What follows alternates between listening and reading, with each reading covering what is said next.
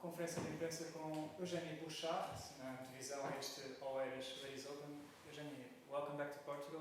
It's been a while for you. Thank you. Yeah, I'm so happy to be back. How does it feel to be back, and what can you tell us about your expectations maybe for this week? Yeah, it feels great. I haven't played in the summer in Europe in a few years because there was COVID and then my injury. So I forgot how nice Europe was in the summer, and it's really nice to be back.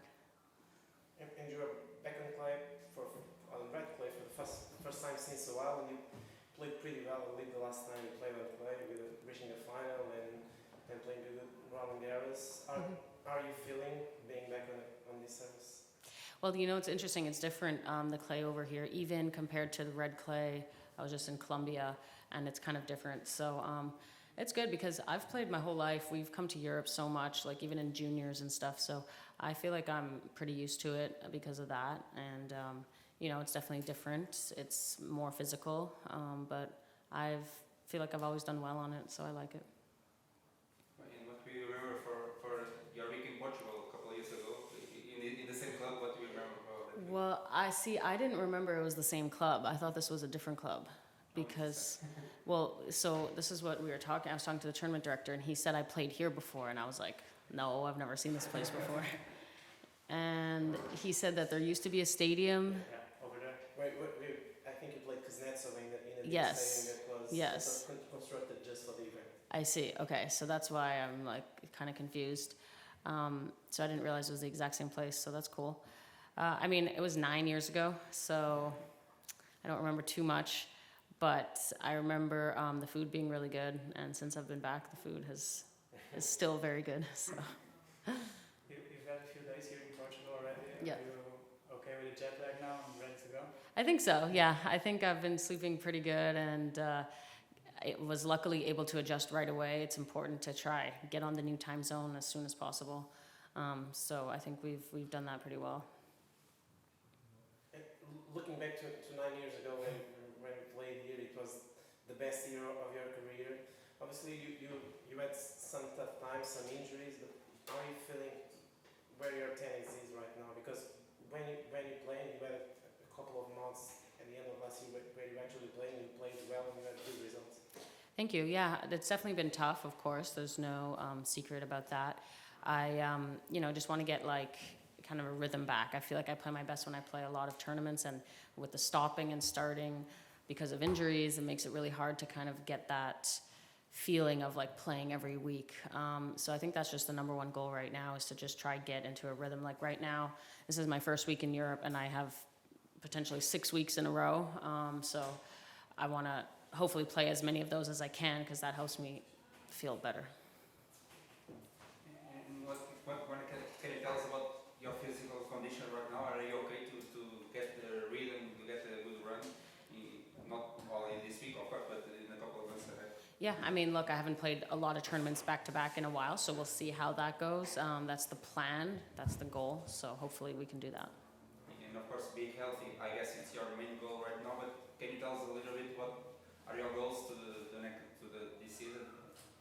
Can you tell us? I mean, I want to get back to, you know, the highest ranking I can as soon as possible. Obviously, I want to, you know, I have a protected ranking that I use sometimes, so I want to like have a better ranking than that normally, you know, get in the top 100, get back to playing main draw slams, and, you know, where I feel like I belong.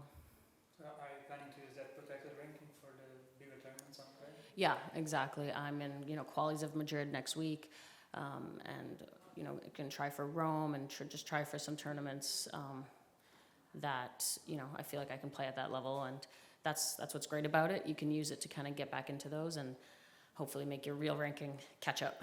And do you see yourself fighting for big titles again, like you did in the past? Do you see yourself do it again? Of course. I mean, I feel like I wouldn't put in all this time and effort if I didn't still believe that. It's a lot to come back from injuries, takes a lot of patience, a lot of time, a lot of energy, and life is short, you know, so I'm doing it because I think I still can. If I didn't, I would, you know, be having babies or something else. Do you go back in time? Do you use your memories from your best seasons on tour as a motivation to get back there? Or Sometimes, yeah. I think it's important to, you know, remember who you are in a sense, relive some moments, get confidence from knowing great results that you have done, things like that. I think that's a good thing to do. Just a quick one on your coaching situation. I think that you have a new coach, coach at work with the Williams sisters. Just if you can talk us a bit about that. Yeah, I recently started working with Eric.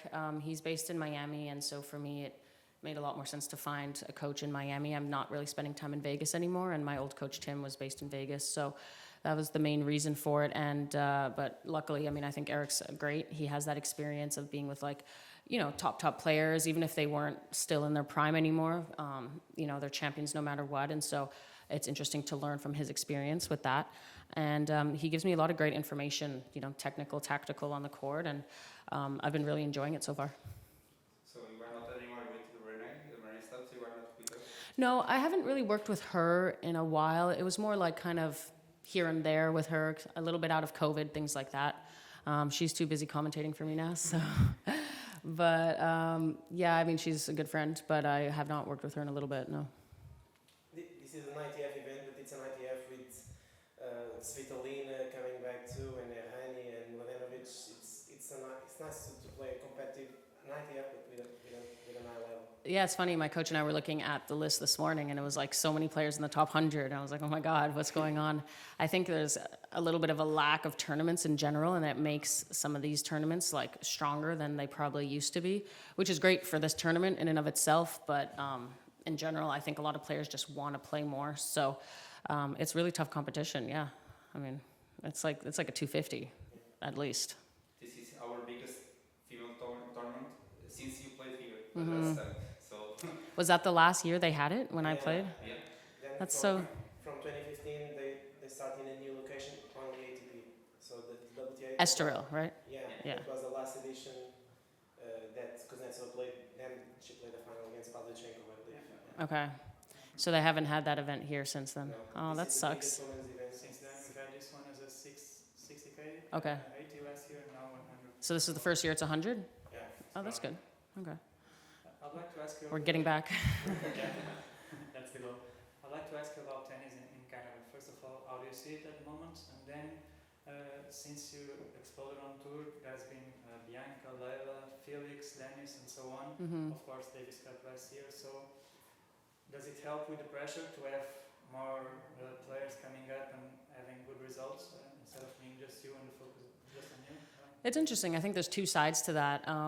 Yeah, I think in hindsight, if back in the day there was a bit more of Canadians around my level and age, maybe we would have pushed each other more, because I think you see that a lot in countries where there's a couple of good ones and they actually push each other to be better. And I was kind of breaking through on my own.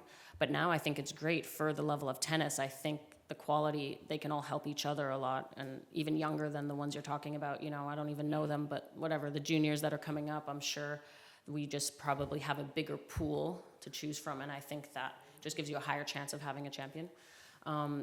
So I'm super happy. Yeah, I mean, look, tennis is a great sport, and I want it to be big in the country where I'm from, and to have been a part of that is obviously an honor, and I hope it continues.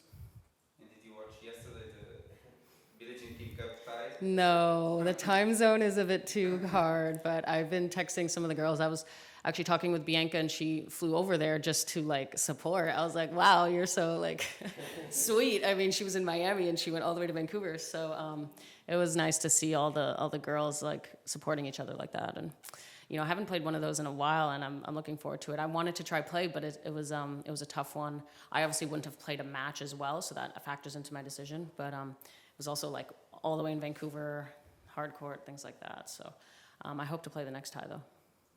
It's nice for you. You will be on the team for the finals. Yeah, they did all the hard work, and then I'll just show up and hold the trophy. I'd just like to ask you, when you had that time off with the shoulder injury, do you ever think maybe retiring something? Did you ever cross your mind to retire from tennis? Yes, I mean, I would be lying if it didn't cross my mind, because it was such a long progression to get back. You're kind of it takes a year and a half to get back, and then I'll only play 2 more years after. Is it worth it, But, I decided it was worth it. I felt like I would regret if I kind of let an injury stop me instead of just deciding when I wanted to stop. And I missed it when I was out. I missed the competition and I missed playing, so that kept me motivated. Maybe it's an unfair question, but what would be your ultimate goal in tennis? What would you like to achieve?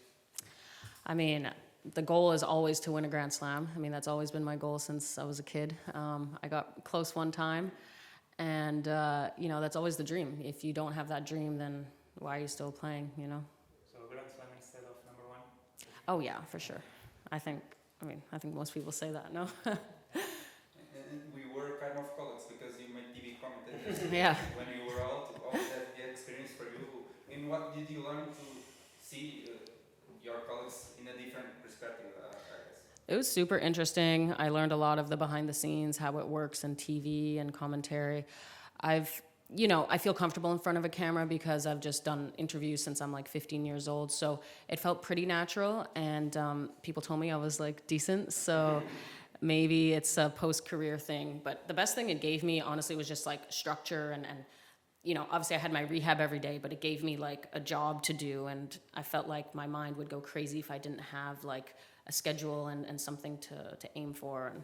And the best part about it as well was just the fact that it gave me like adrenaline that I didn't get because of not being like playing matches. So, going live on TV is stressful, and I'm used to that. I need that in my life, and I've had that for 20 years of my life. So it kind of replaced what I missed with tennis, and so it was really helpful in that way.